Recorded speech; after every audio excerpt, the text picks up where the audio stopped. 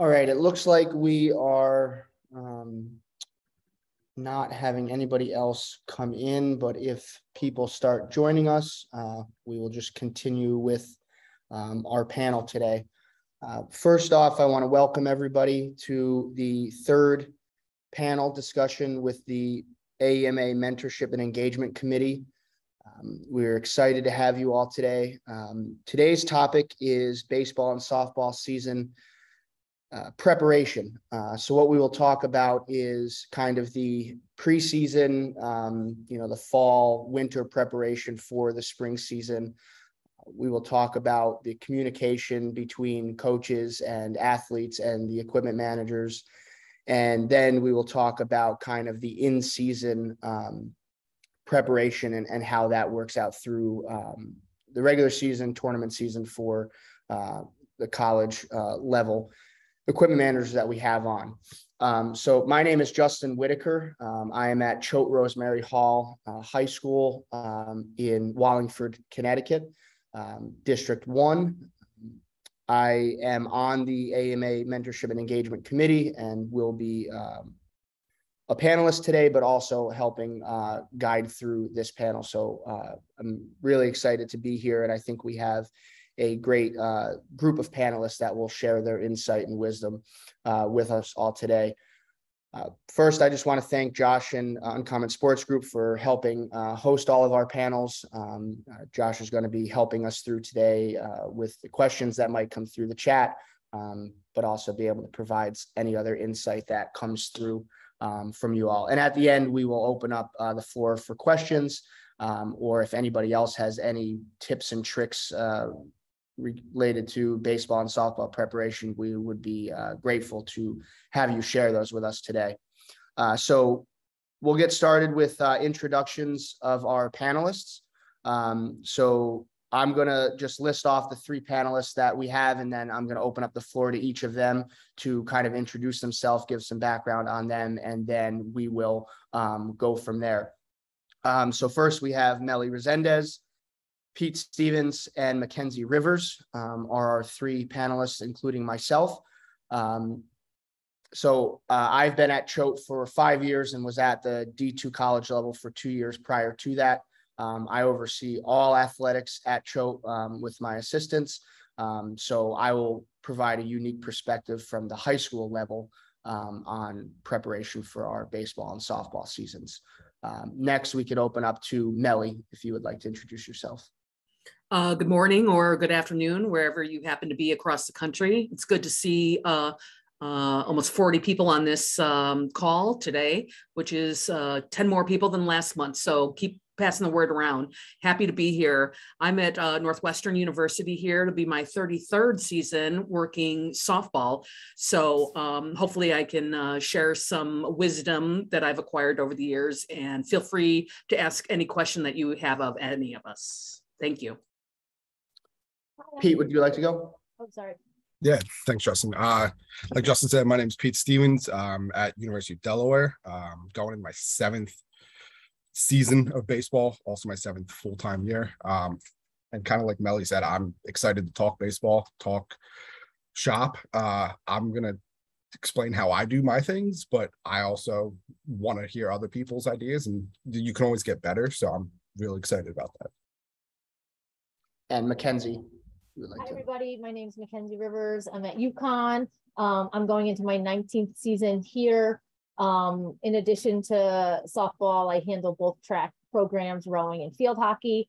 So yeah, like everyone said, happy to help in any way, and looking forward to hearing what everyone else has to, how they prepare for softball and baseball. Josh, do you have anything to add before we get going? No, I'm just excited again. For everyone that kind of knows or hasn't seen yet, we've started our scholarship program. We always have a lot of student equipment managers applying for that. So feel free to visit Uncommon SG, or even Pete reached out and we're sending them out some literature. So if you guys have any students that are looking for scholarships or looking for that, the cool part about our scholarships, and especially with times the AEMA, is that our scholarship winners can use that towards anything, including visiting convention, paying for fees or anything like that, they can do that and use those for. So feel free to pass that along to your students and have them contact us if you have any questions. Awesome, thank you. So we'll get going here. If any of the panelists want to jump in and start talking about kind of their preseason preparations, ordering timelines, and hit on some of those topics, we will start with that and then can open up to questions on each topic that we cover. I'll go. So here at UConn, we are pretty much, the majority of our equipment has already been ordered. We in the past have been a Wilson school. We had a not so desirable rep, so we have decided to part ways with them. This year we are going to use BSN and kind of shop what we think is the best product for our team as far as bats and helmets and catcher's gear and gloves. It kind of gives us the freedom to do what we want when it comes to that and not be tied down to a certain contract. That order for us was placed just last week. Our custom gloves that we have ordered for the team we were told about a 2 to 3 month lead time on that. Bats we should see here by November. Catcher's gear, helmets, all that stuff. My goal is that all that stuff comes in before the kids leave for Christmas break. Because when they come back early January, we need to hit the ground running. So uniforms, we have 4 different sets. So we replace one set every year. And then that order was placed for us back in late August. We placed our order for that. And usually we're a Nike school. It's usually a 90-day turn. Things are taking a little bit longer than normal. So again, my hope is that they're here before the kids leave for Christmas. My rule of thumb is I never get rid of the uniform we're getting out of rotation until the new uniform shows up, just in case we run into any issues. So that's kind of how I start the process for preparation wise. Obviously, like lineup cards and dugout cards and score books and rosin and all that stuff, that'll come a little bit closer to the beginning of the season, just because I do the majority of that off Amazon, to be 100% honest, is where I do that stuff. But the stuff that we need, that's a must-have, we try to get done. My date in my head is October 1st. I like to have all that stuff placed by then to know that I have a decent amount of cushion, and fingers crossed, supply chain wise, everything shows up on time. Fingers crossed. I can hop in. So my preseason ordering starts in February of the season before.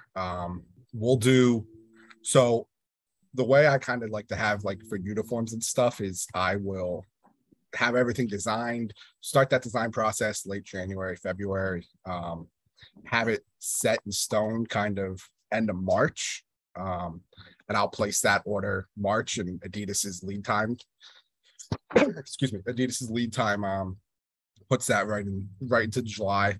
So I like to have all my uniforms done, ready to go, because we play 5 or 6 spring or fall games, and our coach wants to be in full uniform for all those. So I need to have them. And then with like equipment stuff, so in years past, we've been with Rawlings. We are actually switching to Wilson this year. So with Rawlings, I'd like to have everything ordered kind of end of March.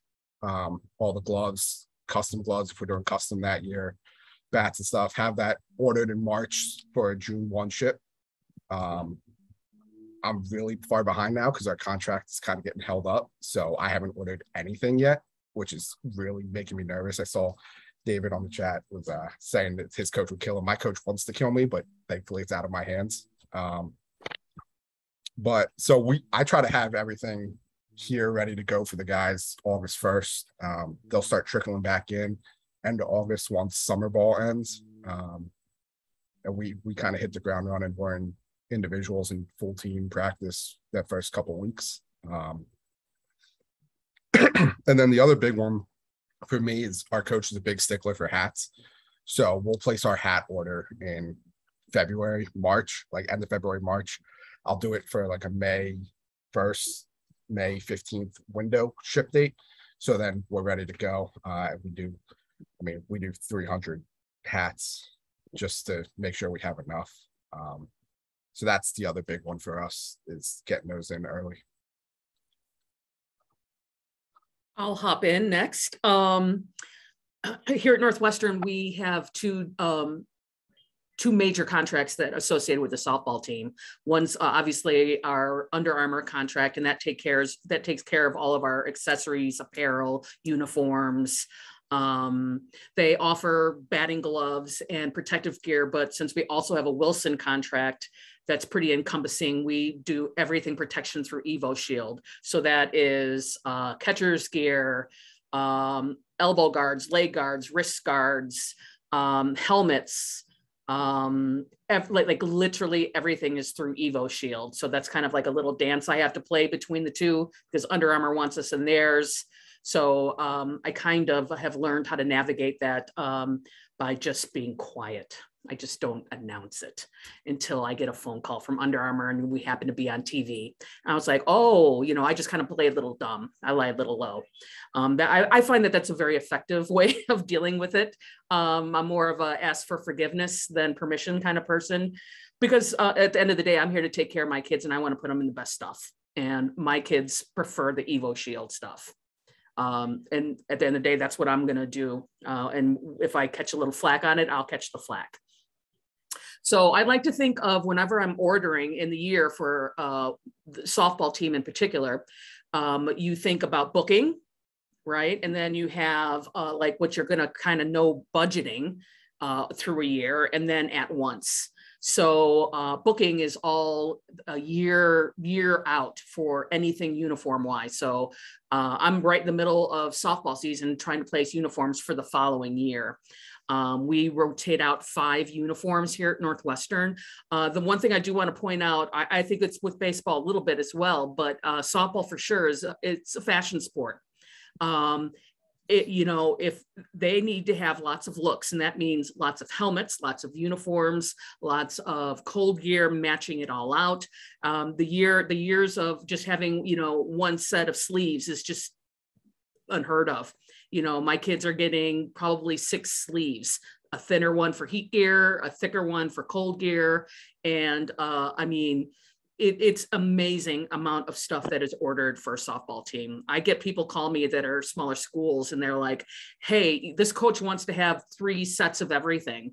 And that's just standard. It's just not unusual. They play 3-day tournaments fortunately or unfortunately, I don't know how, it depends on your take on this. Softball players don't wear the same thing every single day, like the baseball team. Like I feel like baseball players want the same loop that they had the day before. Softball's completely different. I pack them 3 sets of everything for every weekend, and that they're fine. I don't have to worry about them on a road trip unless they, decide that something gets lucky, a uniform gets lucky or sleeve, but that's almost never happens. So you got your booking orders, then you have at once, and a lot of things of when I order, it depends on my budget line, when my budget turns over. So like our budget begins September 1, so we're September 1 school. So that's when I place a lot of my big orders for like balls, any equipment that the team needs, jugs, machines, anything that's larger, and get those payments out of the way. So I'm ordering all of that probably just at once. If I do it before September 1, I have them defer billing until after the new year. So some vendors I work with are really good with that. That's at once. Over the holidays, I'll probably get all my bat grips, extra leather, glove string, tough toes, helmet stickers. All of that is kind of like after fall ball ends. So that's pretty much my year for ordering for softball. Great, thank you. So obviously at the high school level, it is very different from collegiate level in terms of our processes and ordering it and stuff like that. And obviously it'll differ from school to school. The biggest struggle that I think we have is our teams aren't necessarily determined until the spring season, when tryouts happen. And to turn around apparel and everything like that is very tough for us, because I don't know if it's necessarily a school policy or it's kind of similar with other high schools, but we can't order specific apparel for individual athletes until an official roster is posted with our school, because obviously we don't want to place students in the varsity team or JV teams without official rosters going there.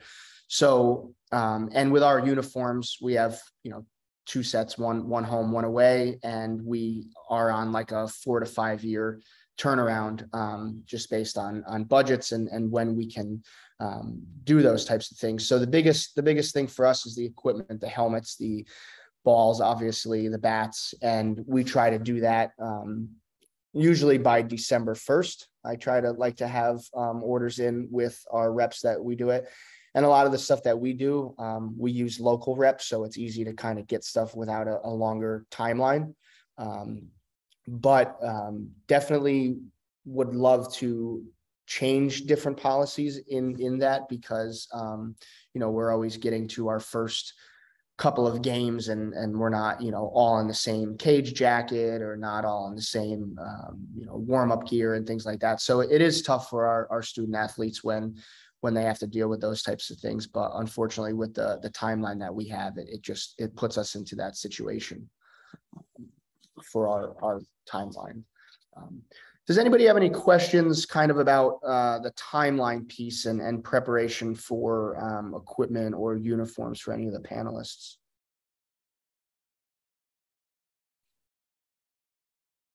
Just as a follow-up, one thing I forgot to mention when it comes to timelines, obviously baseball and softball are spring sports, but we're getting reports in the fall, right? So it's really important that I am ordering in a manner that I am able to take care of incoming people starting right away in the fall. So you have 2 choices. You either order for the spring with thinking of who might be in the fall of the following year, or place at once orders, which are I tend not to lean on those. I don't like leaning on at once, especially lately. I mean, I'm sure all of you have heard, like, getting a helmet these days is almost impossible. Getting bats, just getting anything has been really rough for a lot of programs across the country. So, until things kind of work its way out to having availability, it's really important that you have your stock levels are really good, or you have friends that have similar shoes. One thing about that as well is, so I'm elbow deep in Nike orders for right now. My next order window closes next Tuesday. And so I find that for most sports, the sport has a look, they have a size, right? So you can kind of, for me, be able to guesstimate like what they're going to look like for the most part. Unfortunately, or fortunately, like my committed freshmen will come to campus in October for softball, and then I will size them. I will run them through the gamut of everything, and then I will write everything, have them fill out a sheet when they size themselves, and then I will look at what I've placed my order for, because that order is what I'm working on right now for next year. If they don't fit the mold of what I've ordered for them, I will go and place an at-once order right now for it to be here for them. Because for softball, the past couple of years, all of our freshmen have reported in the summertime to get a quick, like a little bit of a jump start on lifting in classes. So all of my freshmen were on campus starting right after the 4th of July this year. So, and then they really don't go home from there. So it does give us the opportunity to work out any of the kinks as far as sizing is concerned. Mackenzie, that's a good point. There's a question kind of to follow up with that, and anybody can chime in here. you talk about sizing, but we also have, the interesting situation of handling all the preferences. And Melly, you brought up all of, they have preferred different, brands of leg guards and things and gloves and all that kind of stuff. How are you guys working with the athletes to make sure, A, obviously the protection piece is in place, but B, you're meeting what they prefer and making sure that you have all the items that they're wanting. And this even goes deeper into, I would love to even hear maybe from others that are on the call that are at maybe Division II, Division III, where you don't have the kids there year round, or you maybe have more of a turnover, if someone wouldn't mind joining in on that. So if Mackenzie, if you could start out kind of responding to that, and then if anybody else would like to chime in. So I do my best to give them whatever they ask for. I'm not a miracle worker, right? So I can only do so much. But I like to think that we are able generally to get them whatever they ask for. I give them what they request. They may think that they're one size and they're really not that size. I get that often. So we'll accommodate. And then if I can't make a very quick change to get them what they need, we're fortunate with our Nike contract that we have the ability, which I'm guessing some do have the ability to just go online, place an order, and have it directly shipped to us. So they may have to wear a size that they don't love right away, but we'll make every effort to be able to get them what they need. Yeah, we're kind of along the same lines. We'll do whatever we can to get them anything that they could possibly need. A lot of the protective stuff too, especially in baseball, it's all look. Guys don't really need it, but it's all, they see Bryce Harper has 16 different leg guard, arm guard things, and they want all that because that'll make him play like that. So we kind of, I used to do it as needed request. At this point, I kind of just order enough for all my hitters. I order enough leg guards, arm guards for all my hitters. And if I don't use them, I just keep them in stock for the next year. But we'll pretty much go with whatever we can. And then kind of along like sizing, Mackenzie was touching on it in the last thing, but I know in baseball, the clothes are tending to get smaller now. So it's now tight fit. Everyone wants everything to be snug, which has been, because baseball, again, just like softball, you can kind of, what the athlete looks like. So that's been an adjustment for us, that guys who've typically been large as XLs are now saying, I need a medium. Kind of, that makes it a little more difficult, especially as I know there's quite a few Adidas schools on here, how, and it's probably everywhere, how hard it is to get some gear once you do your big order. So that's been our biggest adjustment. I'll go on top of that too. So for us here, I typically know the majority of our commits somewhere in August, and I'll I'll email out every one of the guys a size sheet and say, hey, I need this back before, August 24th, when you guys show up to campus. I've already mostly ordered everything. In fact, I'm looking at uniforms right now for 23. I just got the Adidas rundown for uniforms, and I have to have that in the next month or two, just design wise. So it's like shocking to me to hear some people that don't have to do it that early. But the size run stuff is, the majority of the time I'll do it on a bell curve. I know I've got, last year the roster was 40, this year's the roster is 35. We've never gone above 46 guys on the roster in the fall. So I basically base it off that. And I've only had a couple of guys who've broken the curve size wise. And I typically know about those guys ahead of time. Hey, we got a guy that's 6'8", 280-pound pitcher with a size 16 foot. Okay. I've never had that before. So I typically get warned about that. But Pete, what you were saying about the guys changing sizes from year to year with the styles that are becoming more popular. I actually had like half of my roster switch this year from large shorts to medium shorts, because the whole short shorts thing is coming back into style for baseball. And thankfully our shorts were late because of supply chain issues with Adidas. So I called our rep and I was like, look, man, I've got like 20 guys that need mediums and we only ordered like 6. And, and we were able to get it changed. But like, that's the difficulty that you run into. And with smaller schools, you're not going to be able to keep the stock of shorts that each year that is going to supply that. So I would like to hear how a lot of the institutions that don't have, that stock, that are able to keep a stock, how you guys handle that. Do the coaches just say, look, guys, you got to deal with it and you can change it next year? Or is that something that you guys are able to mitigate on a case by case basis?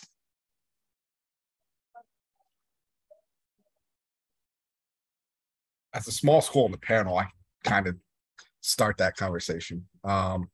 So we kind of have our coach explain to these guys in the early meetings, like the size you put is the size you're going to get.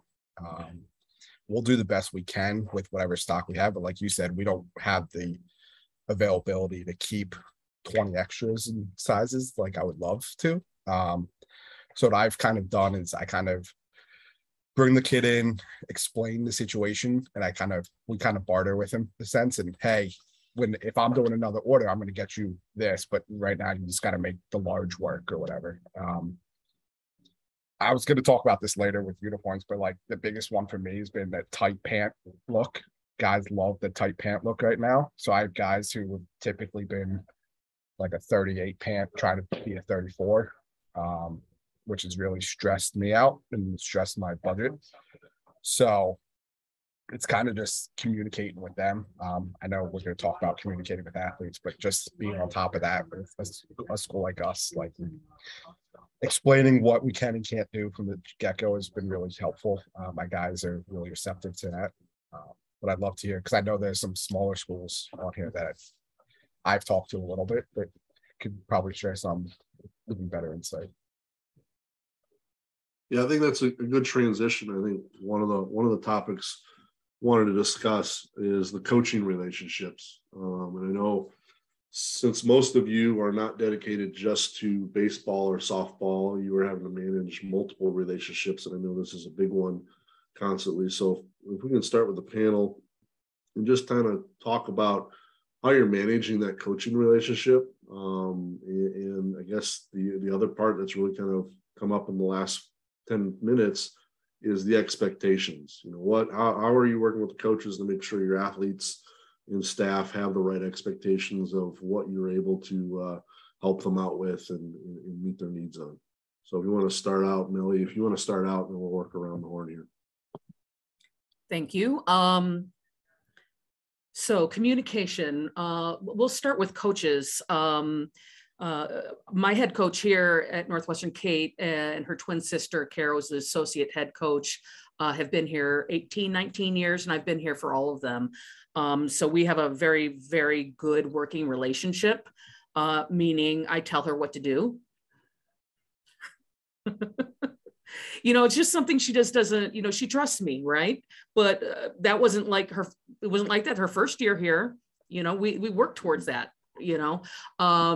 She had to, I had to earn her trust, and I had to understand how she communicates and what her expectations are.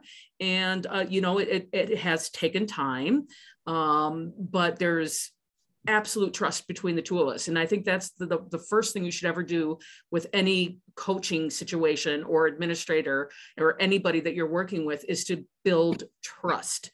And that is by being completely honest and offering, instead of dictating what you probably know is going to be the end result, but giving choices and steering, nudging towards where you need to go. Like, for example, you're looking at your budget and you know that you're going to need more uniform money. So that means less of this.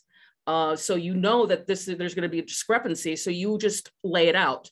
Okay, if we buy this, what I do, most importantly, is every year I do an outline for each of my sports. So this is your budget at the top, and then I break it out on an Excel sheet. This is every year what we buy. These are the uniforms that we need to have. These are our shoes. This is what we spend on this. And I have everything. And at the bottom, it'll total. It'll go into the red or it'll go into the blue.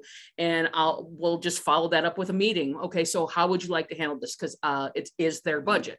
So the outline is a great way to kind of eliminate any, you go into the meeting already kind of knowing where you're going. Both of them. And sometimes in the email, I'll be like, okay, it looks like this is going to be a heavy uniform year. We need 3 sets, or we need 1 set, or we need this, or we need that. So you're going in knowing that you need to solve that problem. So that's the one thing that I find that is really helpful is the outline, building trust, communicating, and that's and doing it in a professional manner where you're like they will respect you and understand what you're saying and why you're saying things. Sometimes they just need to know the why. And I find that most importantly with the athletes, all they want to know is the why. Why is it a this? Why is it that? Why is it that? So always prepared and patient, especially with the very questioning kids. They're just curious, and half the time they're just kind of testing you out a little bit, and that's fine too. You run into all the kids, right? The grunters who go, oh, good. Thank you. That's the extent of the conversations you'll have through their 4 years here. And that's okay too. And then you have the ones that you have to kick out of the equipment room, right? Okay, go to practice. So, you just kind of learn how to, I find at my level that it is more about relationships than it is about equipment. It's about relationships. And the better you learn how to navigate relationships, whether it's coaches, administrators, coworkers, athletes, others, cross-functional teams that you work with in order to, make the seasons go. That's the grind of our work. That's where you're going to meet success or you're going to have trouble. Success or trouble, and it's managing the relationships. So that's my best advice for anybody in this who's been in this for a while or new. So awesome. Thanks, Melly. Justin, would you add, just because I know your relationships are obviously a little bit different, less permanent per se. So would you share a little bit on your end? Yeah, sure. Especially at the high school level, we have coaches that are doing a lot of other things on campus. They're teaching, they're an administrator, they may be coaching another sport in the various seasons. So they're not always necessarily, a one sport coach. So with that, and I think Melly hit on this a little bit too, is just staying on top of things with the coaches, and that's my job to be kind of upfront with them and set the timeline. So even though they are not necessarily in season at a season, we just have to be like, hey, coach, put this on your radar because we need to know about this for the spring. And what I try to do with our coaches, no matter the season, is ask them for a needs and wants list outside of the balls, the bats, the helmets and things like that. What would you need to continue to grow your program, or what would you want in order to boost your program to the next level? And I think that's worked really well with our coaches because, I'm upfront and say, I can't guarantee everything from the needs and the wants list is going to be purchased because obviously we still have a budget. But I think doing that shows our coaches that, we do care and we want them to have everything that they need to make themselves the best coach, but also the athletes on the field, the best product.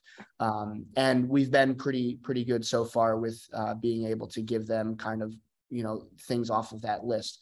One thing this year that is new for us is we have a new baseball coach who actually came from the Division I level. So it's kind of a big change for him in terms of what the expectation is, what is provided to all of the athletes, how we plan for things.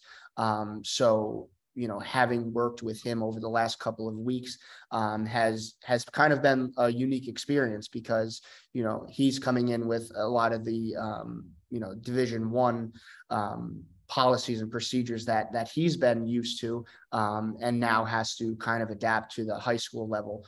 So really just being upfront and being like, yeah, we can't necessarily guarantee that you're going to get a brand new pitching machine this year, but we can put it on the radar for next year and plan, is kind of the things that we look for. But just being upfront and honest with them goes a long way.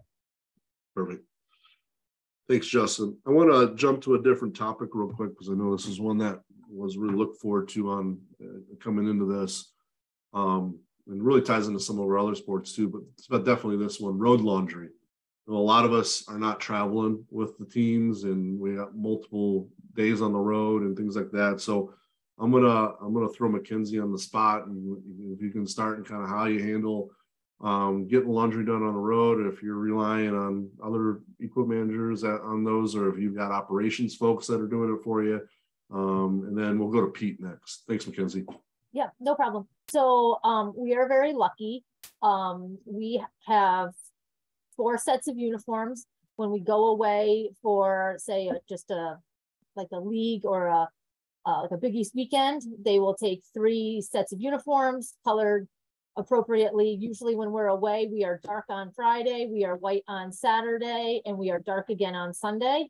And then we have 3 game loops that go with each uniform. So they do not require any laundry to be done on the road. Their game loop will consist of anything and everything that coach will allow them to wear as an undergarment for that uniform, whether it's a sleeveless mock, a lightweight mock, or a winter mock. They get it all at one time because everybody feels the temperature differently. So everything that's on that loop gets washed and dried and stays together. So we have a white uniform, we have a white loop that matches, right? We have a navy uniform, we have a navy loop that matches. All the travel gear will go with them as well. That they just kind of, however coach wants to dictate that they're going to wear it that weekend. And then Monday morning, there's a lot of dirty laundry that I walk into during the year.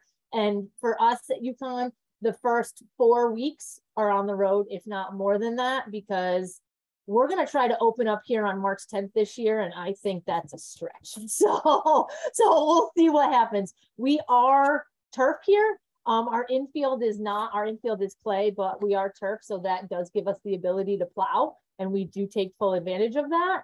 But I'll believe it when I see it for March 10th, but that's how we do it. We are not required. We do not need any laundry on the road. We kind of are self-sufficient with ourselves. And I do find that when teams come to us, it is the same. I very, very, very rarely get any laundry requests. Even practice laundry requests is very few and far between.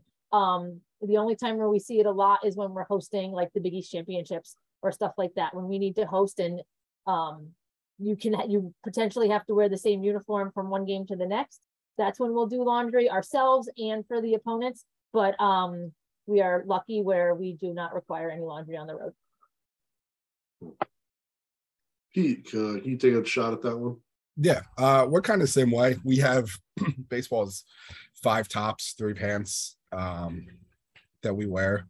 So I don't ever have to worry about laundry on the road. It's a little different at our level, though. We play a lot of schools that don't have equipment managers.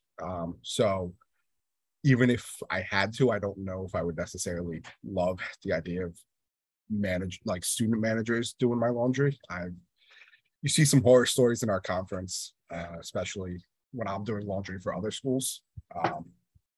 But kind of opposite of Mackenzie, pretty much every school that comes here does laundry because we play our level. It's a little smaller, less uniforms per team, smaller budgets, definitely less loops, less gear like that. So we're pretty much maybe one weekend I'm not doing laundry. Every other one we're doing visiting team laundry we do a flat rate cost, because I'm sure that's a question that comes up. We just do a flat rate cost daily. And then yeah, I mean, for Mackenzie kind of touched on like packing, I kind of let my guys pack. So I'll have the uniforms ready to go, but my guys bring whatever they want to bring. If they don't bring it, that's on them. We don't really do like a game loop. We've tried it in the past and it just turns out terribly because the guys aren't accountable and we'll throw stuff on different loops. So we kind of just said, all right, you guys can pack your stuff. So laundry wise, it sucks that we don't have a different, like we don't do it, but so we can't really give a different opinion, but we're kind of the same. Thanks, Pete. Melly or Justin, do you have anything to add? Oh, go ahead. Yeah, fire away. Oh, our baseball team here, it is run very differently because the guys are not as responsible. I'll be easy to say that. My counterpart in baseball does do visiting laundry almost every weekend when other teams do come, because to Melly's point, they feel like they need to wear the same set of sleeves or they need to wear the same whatever. So baseball is done here quite often. And I think a lot of the times, at least in my experience, when it comes to the teams being responsible for being able to take care of what we ask them to, it's very coach driven. If the coach cares, then the kids will care. Whereas if the coach doesn't, or if that's not a priority to them, then the kids don't find it a priority either. And that's where I think, for at least my experience, the disconnect tends to come. Awesome. Thanks, Mackenzie. Melly or Justin, do you have anything to add there? The only thing I'll add is if you're a school that deals with integrated sports specialties, they have travel packs for their detergent, and also one of their whitening powders that really works well. So I usually send our spring trip coaches with a couple packs to travel with when they have to do their laundry, in Florida or something like that, and have gotten really good results from those. So if anybody is, they do have that. Perfect. And I just wanted to add, if you guys are paying attention to Zach, the chat, Zachary added that his baseball players are trained to do wash uniforms while on the spring break trips, which is a pretty unique thing. I don't think I've ever heard that before. Can't imagine trying to train your athletes to do laundry. I don't know if they can even do their own sometimes. So that's pretty awesome. Good stuff. Anybody else have any questions about road laundry or laundry in general? I just have a couple of things. Like I know a bunch of the guys here in the ACC, we all kind of got together at the conference a few years ago at the conference tournament and said, look, guys, like coaches are, wondering why everybody's a different rate. And we finally all kind of came to an agreement that was a flat rate for everybody, regardless of what you did. If you wanted to do your uniforms, great. Most everybody in the ACC does their uniforms on the road. I think there's only like one or two schools that don't, especially because I know for my guys, they want one loop on the road and that's all they need. And they just want it washed every night. And that's just, we have it offered at every place we go for the most part. And so I think that has been a huge discussion at the larger level of cost, because there are some schools that do their own thing. I know Notre Dame actually doesn't do their visiting team laundry. They actually have the women's college across the street do it. And it's a different rate and they don't control it. So it's just something that if you're communicating with your coaches that, okay, we're going to Notre Dame, just know this is what they do there versus everybody else wherever we travel. So, and to what Pete said, student managers here, like I've got 2 or 3 guys that like I'm pretty confident we've trained well enough to do it. And a lot of the ACC schools do. You typically do find out which ones don't, and you kind of avoid doing uniforms.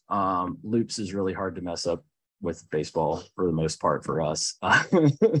But as far as uniforms are concerned, like if there's a time where we feel like we're going to a school that may just have a freshman student manager who doesn't know what he's doing, take care of it, then we'll just not do uniforms on the road. And my Monday will be a lot longer, but it's really good to communicate with the other schools, equipment guys, if they've got them, to say like, hey, look, man, you could help me out. It's going to make my Monday it's my one day off during the season for almost everybody that's in baseball, because I travel with the baseball team. And I also cover 3 other sports, but we also have people that travel with them as GAs or student managers or whatever. So shortening my Monday as long as possible or short as possible is ideal. And so it helps out with that. And I know some other schools, I know Dolph, I've worked with Dolph a little bit. I saw him on here and just taking care of stuff like the one-offs. If we go, like when we go to Georgia, it's a 3-hour road trip. So we go down one night and we practice and then we play on Tuesday. But he's done a loop for us before. And I think that's a huge thing, just to piggyback off the communication aspect with the coaches, communicating with your opponents and communicating with your reps when we're having issues with supply chain and everything like that. I think that's probably a good transition. If nobody else has any questions, I would love to talk about communication with reps and Adidas and Nike and Under Armour, because I know that's a huge issue right now with everybody. I got Dane Smith. You want to add something? I know you pinged me in the chat here. Yeah, and that was a pretty good segue from Mac. I was just going to say, and it's been touched on a lot, on communicating with your coaches. Just for example, Coach Jarrett is our new baseball coach. He got hired the last week of June, and he wants to make a lot of changes around here, which is great. He wants to redesign some uniforms. That's great, Coach. We can do that for spring 24. That's how far out we are. So we're able to, make some adjustments for spring 23, and he wants to, he's got some very creative designs. I guess I'll say going more modern than Florida State baseball has been. And when we were talking the other day, he wants to add our tribal pattern to the baseball uniform. And I said, hey, I'm not exactly sure Nike's gonna be able to do that. Well, I should say, I don't know that they're going to do that for us. I know they can, especially since everything's been scaled back since COVID. And he's like, well, I talked to Ricky, and Ricky had a good conversation, said they could do that. And I said, well, he may have had a different conversation. I said, but Coach, I'm going to tell you right now, I'm always going to underpromise and overdeliver. I'm not going to tell you that I can do something unless I really know I can. If I'm going to be wrong, it's because I'm going to give you exactly what you wanted. So just some general advice. Nobody likes to deliver bad news, but I promise if you're trying to hide something, it will be 10 times worse when it comes out. So just have that conversation. You can't get that footwear. You can't find that. Come up with an alternate idea, suggestion. Melly kind of said that too, where, you kind of mold them through that conversation to your best suggestion. I've had difficulties with, staff in the past where it's like, I told Coach, we shouldn't do this, or that's a bad idea. And I said, they're the captain of the Titanic. All you can say is the iceberg's right there. You're going to have to go where they lead you. They are the head coach. You can just give them the best advice you can give them. But that's, I feel like I probably annoy my coaches over communicating a little bit, giving them updates that, hey, I haven't forgotten about you, but your glove's not in yet, or whatever. But so they know they're not forgotten. I feel like forgotten is probably the worst feeling for some people. And then the other thing, and Max said it too, those that get to travel for any reason, go look at somebody else's equipment room. I've only met one equipment manager in my entire, I've been on campus for 21 years. I've only met one equipment manager who seemed to have it all figured out. And I'm not even sure they're still in the business, because I don't have it all figured out. Nobody has it figured. It's fine. And I'll be honest with you, if I go to Mac's place, or if I go to UConn, St. Mackenzie, if she's got an idea and I can steal it and use it, I'm gonna steal it.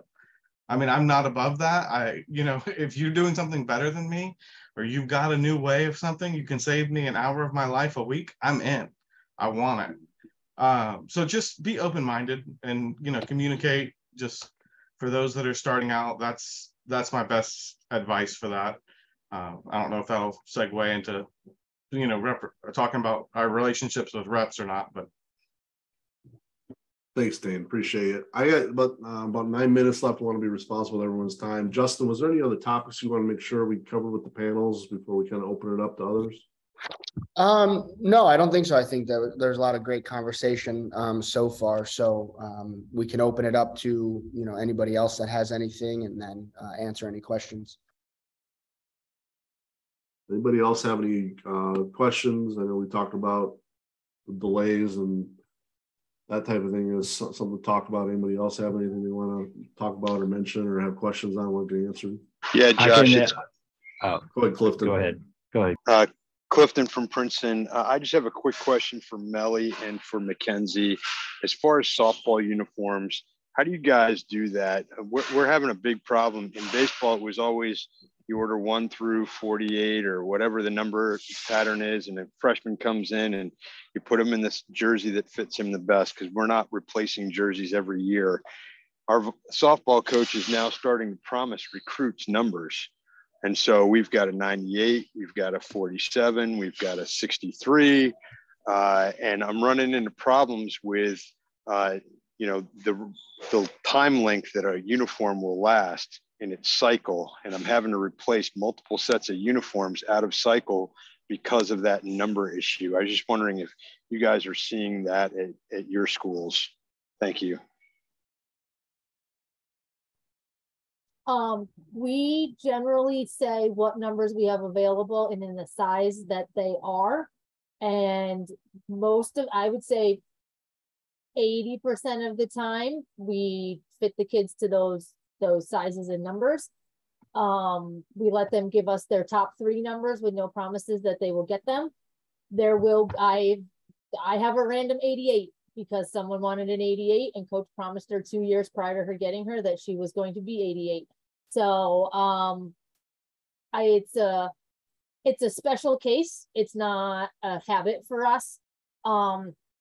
But it does happen from time to time that we cater to the number. Blanks and number kits are my friend. And over the years, I've also, I think any equipment manager worth their salt knows how to run a sewing machine.